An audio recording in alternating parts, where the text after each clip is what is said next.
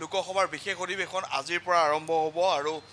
মূলত 18তম অধিৱেশনৰ প্ৰথম দিনটোত যিসকল নৱনিৰ্বাচিত সাংসদ আছে তেওঁলোকে শপত গ্ৰহণ কৰিব প্ৰথম দুটা দিনত অৰ্থাৎ 24 আৰু 25 তাৰিখে 26 তাৰিখে সকলোতকৈ গুৰুত্বপূৰ্ণ লোকসভাৰ অধ্যক্ষ কোন হ'ব সেই বিষয়ে নিৰ্বাচন হ'ব আৰু তাৰ পৰৱৰ্তী দিনটোত 27 তাৰিখত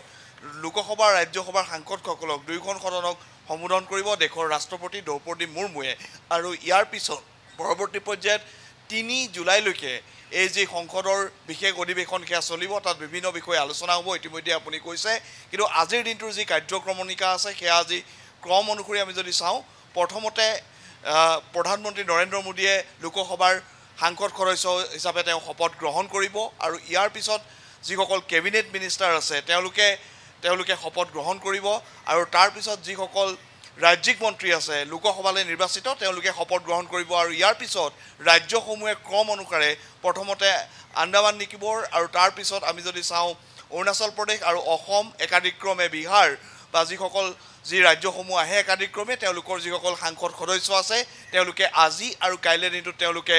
সাংসদ ৰূপে তেওঁলোকে লোকসভাৰ সাংসদ ৰূপে শপত গ্ৰহণ কৰিব সকলোতকৈ গুৰুত্বপূৰ্ণ বিষয়টো হৈছে যে 26 তাৰিখে যিহেতু লোকসভাৰ অধ্যক্ষৰ নিৰ্বাচন আছে অধ্যক্ষৰ নিৰ্বাচনৰ ক্ষেত্ৰত যথেষ্টখিনি জল্পনা কল্পনা চলি আছে যে এবাৰ লোকসভাৰ অধ্যক্ষ কোন হ'ব বিজেপিয়ে বিচাৰিছে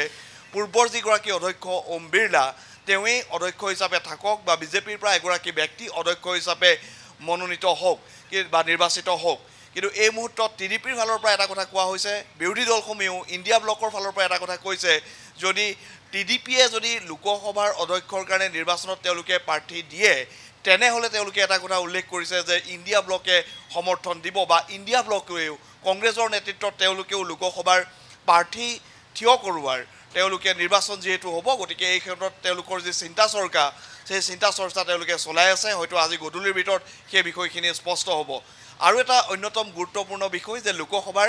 বিৰোধী দলপতি কোন হ'ব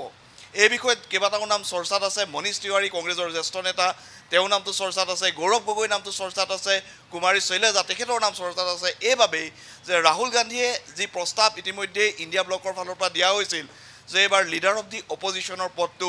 ৰাহুল গান্ধীয়ে ল'ব লাগে যিহেতু কংগ্ৰেছৰ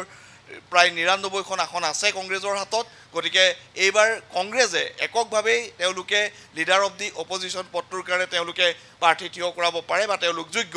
সকলোৱে বিচাৰিছে ৰাহুল গান্ধীয়ে সন্মুখৰ পৰা নেতৃত্ব লওক কিন্তু ৰাহুল গান্ধীয়ে এই ক্ষেত্ৰত এতিয়ালৈকে হা বা না তেওঁ একো মন্তব্য কৰা নাই গতিকে তেনে ক্ষেত্ৰত এই তিনিজন ব্যক্তিৰ নাম চৰ্চিত হৈছে আৰু আশা কৰিব পাৰি যে গৌৰৱ গগৈ